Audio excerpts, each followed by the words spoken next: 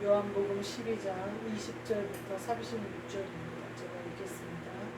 명절에 예배하러 올라온 사람 중에 헬라인 몇이 있는데 그들이 갈릴리 베세다 사람 빌립에게 가서 청하여 이르되 선생이여 우리가 예수를 배우고자 하나이다 하니 빌립이 안드레에게 가서 말하고 안드레와 빌립이 예수께 가서 여쭈니 예수께서 대답하여 이르시되 인자가 영광을 얻을 때가 왔도다.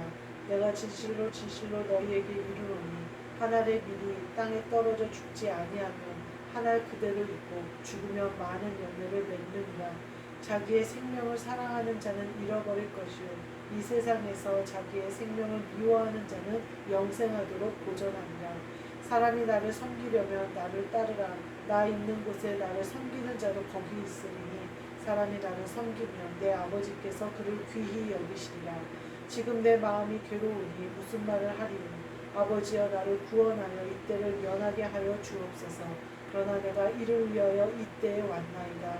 아버지여 아버지의 이름을 영광스럽게 하옵소서 하시니 이에 하늘에서 소리가 나서 이르되 내가 이미 영광스럽게 하였고 또다시 영광스럽게 하리라 하시니 곁에 서서 들은 무리는 천군이 울었다고도 하며 또 어떤 이들은 천사가 그에게 말하였다고도 하니 예수께서 대답하여 이르시되 이 소리가 난 것은 나를 위한 것이 아니요 너희를 위한 것이니라.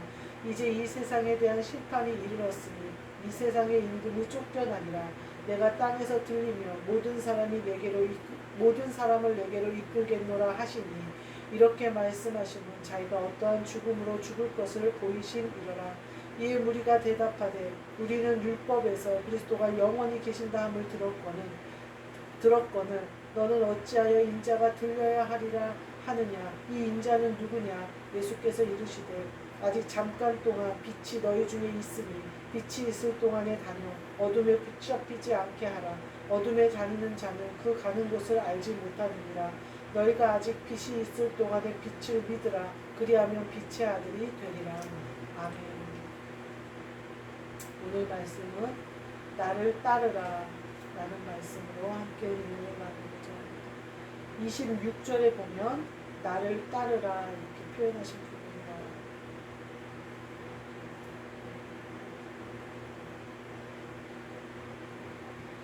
제가 오늘 나를 따르라 라는 이 그 단어를 성경 찾기에서 검색을 해봤어요. 저는 이 성경 찾기 검색할 수 있는 게 얼마나 저에게 큰 축복인지 모르겠어요. 저는 성경을 많이 읽지도 않았고 성경 공부를 제대로 하지도 않았기 때문에 어디서 무슨 말씀을 찾으라고 그러면 못 찾아요. 또 성경을 그래요. 학습으로 해본 적이 없어요. 그래서 하다못해 요한복음 3장 16절도 잘 몰랐어요. 이제 알아요. 하나님이 세상을 근데 외우지는 못해요. 이제 중간에 틀릴 수도 있기 때문에 암기는 안 해요. 근데 요한복음 3장 16절도 잘 몰랐어요. 시편 1편이랑 28편이랑도 헷갈리고 23편인가도 헷갈리고 잘 몰라요. 근데 이 성경 읽기 성경 컴퓨터에서 그 성경이 다운받아서 찾기를 하면요 성경 전체에 나와 있는 그 단어가 나와요. 얼마나 감사한지 몰라요. 기도할 때 영으로 기도할 때 가끔 쓱 스쳐 지나가는 말씀이 있어요. 그 말씀이 아주 어떨 때는 구약과 신약과 사중복음서와 서신서와 이렇게 연결될 때도 있어요. 그런데 어떨 때는 단어가 쓱 지나갈 때가 있어요. 또 어떨 때는 그래요. 근데 그 장면이 떠오를 때도 있어요. 그 성경의 어떤 장면, 예수님이 하셨던 장면, 혹은 바울이 당하는 장면. 그러면서 이제 그 말씀을 찾아서 읽어볼 때, 그럴 때 어떻게 찾겠어요? 그 검색을 딱 하면요, 그 한 단어 스쳐 들어갔던 그 단어를 검색을 하면요, 단어들이 많은 구절 중에 이제 그런 게 떠요. 그러면 찾아서 다 읽어보면 반드시 거기에 키가 나와요. 주님이 나에게 보내주신 비밀 열쇠가 딱 보여요. 그 말씀이 보이고 그 말씀을 더 집중적으로 앞뒤를 읽고 그 장을 다 읽고 더 나아가서 예를 들면 요한복음 12장 말씀이었으면 시간이 된다면 요한복음 전체를 읽고 이렇게 하면 그 말씀 그 단어 하나가 나에게 왔지만 주님이 나에게 명령하신 바와 주님과 나와의 비밀 대화가 그 말씀 가운데 이루어져요. 그래서 제가 이 성경 검색하는 거가 나온 게 얼마나 감사한지 몰라요. 우리가요, 이 땅의 것이 계속 발달이 돼요. 근데 성령님은 더 앞서가세요. 하늘나라에 이르면 더 앞서서 업그레이드 되고, 더 앞서서 발달, 영의 세계가 먼저 가는 거예요. 그러니까 우리도 그것을 이용하여 영의 것을 찾아가야 돼요. 저는 이 검색하는 기능이 없었으면 내가 어쩔 뻔했나 그 생각을 많이 해요. 그래서 그 전에 목사님들은 도대체 어떻게 하셨을까? 얼마나 많이 노력하셨을까? 그런 것들을. 만약에 나를 따르라 이게 내 마음에 왔는데, 나를 따르라 이 말씀이 왔는데, 나를 따르라라는 말씀이 성경에 많더라고요. 세관에 앉아있던 마태에게도 나를 따르라 그러셨어요. 그래서 또 제자들을 부르실 때 누가복음에 특히 보니까 나를 따르라라는 표현을 많이 쓰셨더라고요. 또 부자 청년에게도 가난한 재산을 다 팔아서 나를 따르라 그러셔요. 근데 못 따라가요. 부자 청년. 또 못 따라간 사람이 있어요. 나에게 장사 지내도록 허락하옵소서 그랬더니 예수님이 뒤돌아보는 자에게 나에게 합당치 않다. 그 사람도 못 따라가요. 또 따라간 사람들이 있어요. 마태도 따라갔고 또 부르는 제자들 중에 따라간 사람들이 제자가 되는 걸 볼 수가 있어요. 따라가고 따라가지 못하는 게 이렇게 차이가 나요. 마지막에는 예수님이 부활하셔서 베드로에게 말씀하세요. 나를 따르라. 요한복음 마지막 장에 나와요. 끝장. 그러니까 베드로가 요한을 물어보잖아요. 쟤는 어떻게 되겠어요? 그랬더니 쟤는 따르든지 말든지 상관하지 말고 너는 나를 따르라. 베드로 부활 이후에 예수님이 나를 따르라 라고 명령하신 제자는 베드로밖에 없더라고요. 성경에 나와 있기를. 딴 데는 잘 모르겠어요. 여하튼 어떻게 되는지 모르겠지만 성경에 나오기를 부활 이후에 나를 따르라 베드로에게 하셨대요. 아마 베드로가 3번 부인하는 그 아픔을 겪었기 때문이 아닐까라는. 아니면 아마 베드로가 그 3번 부인하는 아픔을 겪었기 때문에 십자가에 거꾸로 달려 돌아갈 수 있는 그런 어떤 힘이 생겼어. 그 고난과 그 배신과 그 예수님에 대한, 예수님을 자신이 못 박았다는 그 회개와 통회하는 마음 때문에 더 베드로가 깊이 주님을 따르지 않았을까. 저는 또 그렇게 생각이 들더라고요. 하여튼 나를 따르라는 명령을 베드로가 받았더라고요. 근데 제가 오늘 찾은 말씀은 이거였어요. 나를 따르라는 말씀. 이미 우리는 주님을 따라가고 있어요. 우리는 다 주님께서 나를 따르라 하신 명령을 받은 사람이에요. 여기에 보니까 헬라인 몇이 온 거예요. 헬라인은 뭐예요? 이방인들이에요. 헬라인 몇이 와서 빌립과 안드레가 예수님께 간 거예요. 나아가서 여쭈니 예수께서 대답하여 이르시되. 여기는 바로 예수님께 가서 여쭈니 예수님께서 바로 대답하여 이르시되 이렇게 얘기하셔서 저는 안드레와 빌립에게만 말씀하신 건 줄 알았어요. 그러니까 제가 잘 이해가 되지 않더라고요. 근데 뒤에 보니까 29절에 보니까 곁에 서서 들은 무리는 천둥이 울었다고도 하고 이렇게 하는 걸로 봐서 이 헬라인 몇이 찾아와서 즉각 예배가 이루어진 거예요.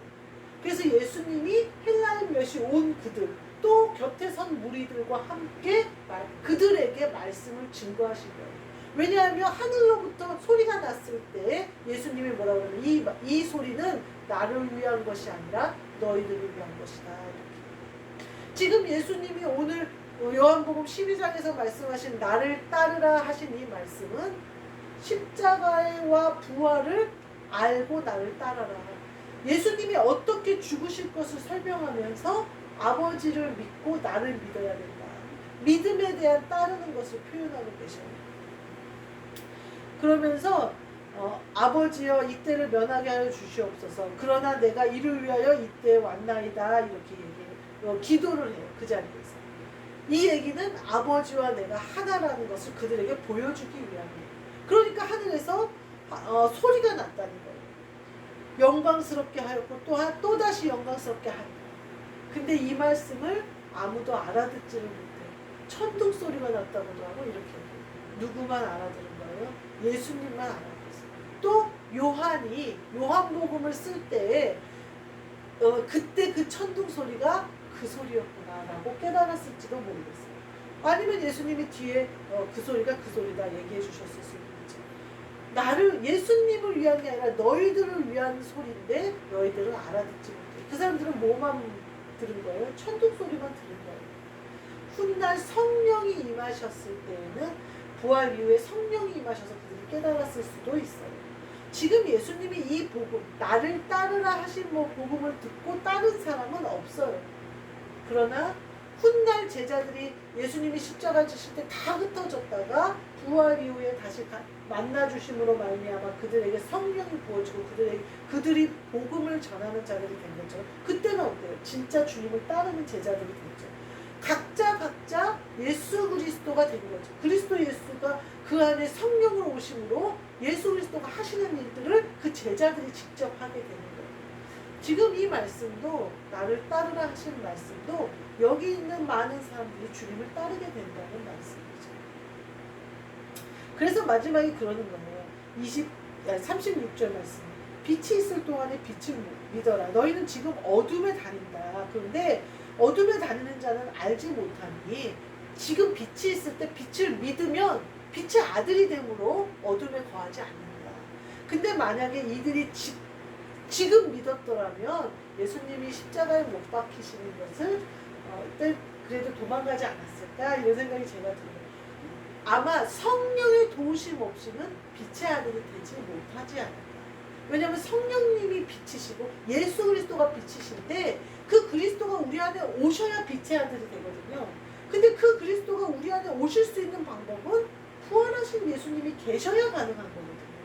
그래야 성령님이 그 그리스도를 우리 안에 성령님으로 오실 수 있는 거예요. 예수님이 그러잖아요. 내가 지금 가는 게 너희에게 유익이다. 내가 너희에게 다시 올 것이기 때문에 그렇다. 그렇게 얘기하시잖아요. 그 말씀이 그 말씀이시거든요. 제가 어느 그 유튜브에 나오는 이렇게 짤막한 영화를 이렇게 짤막하게 스토리를 해놓은 걸 잠깐 본 거예요, 어제. 근데 어떤 내용이냐면, 딸과 엄마, 아빠가 이렇게 살아요. 그러다 엄마가 갑자기 죽은 거예요. 그러니까 엄마가 죽은 슬픔을 또 아내를 잃은 슬픔을 둘이 위로하기 위해서 둘이 달리기를 해요. 그래서 날마다 산길을 달려요.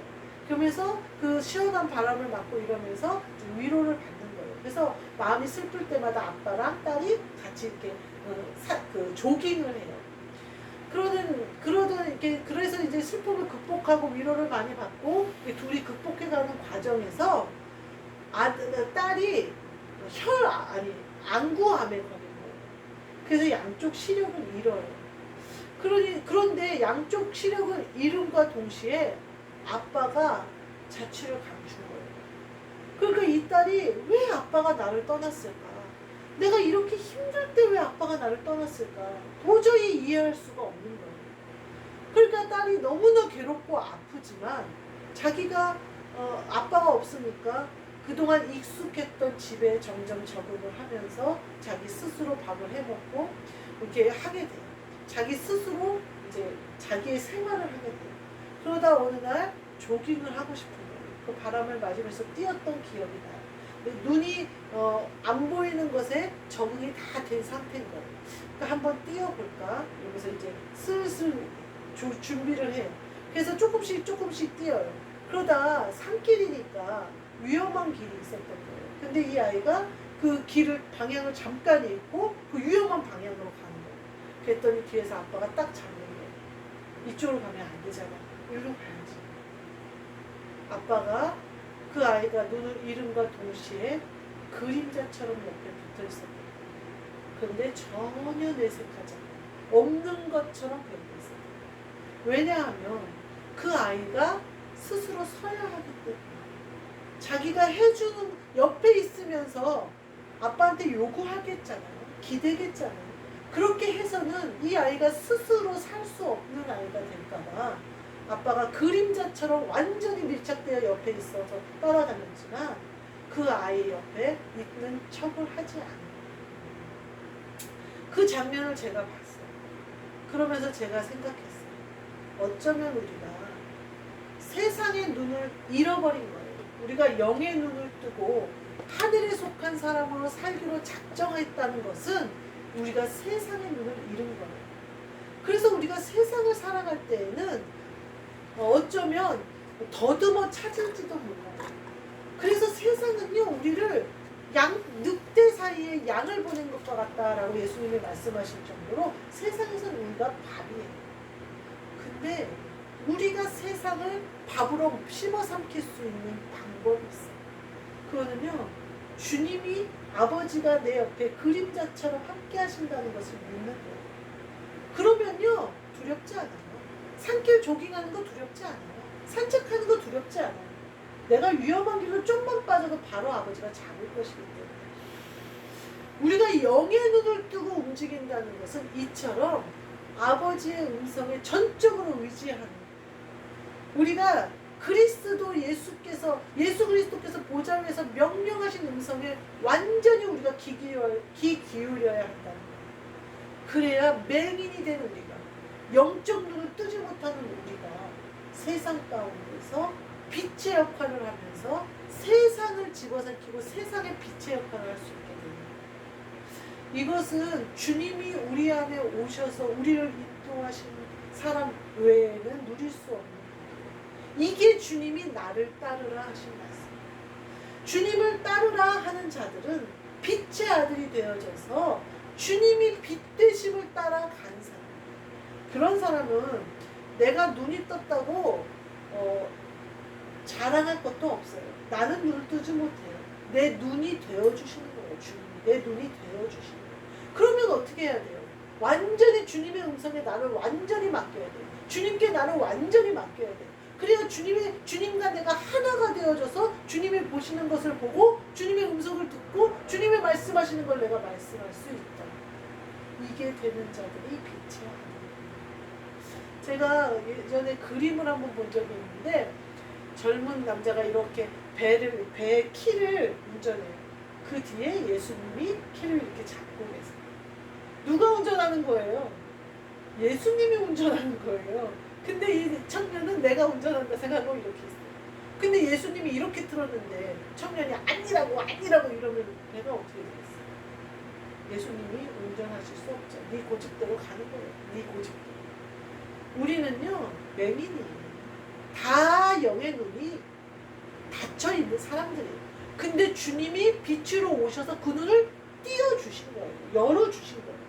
근데 우리가 주님과 하나 되어져서 주님이 보시는 걸 보는 게 아니라 주님이 하나 되어져서 나와 함께 하시지 않으면 우리는 눈을 뜬 자가 될 수가 없어요. 우리는 눈을 맹인이에요. 그 순간 잃는 거예요. 그 순간 빛은 없는 거예요. 주님이 내 안에 없으면. 주님이 내 안에 오셨기 때문에, 내가 주님을 따르기 때문에, 내가 주님을 따르기로 작정해서 십자가를 지신 예수님처럼 나도 십자가를 지는 걸 두려워하지 않을 때에 그게 이루어져요.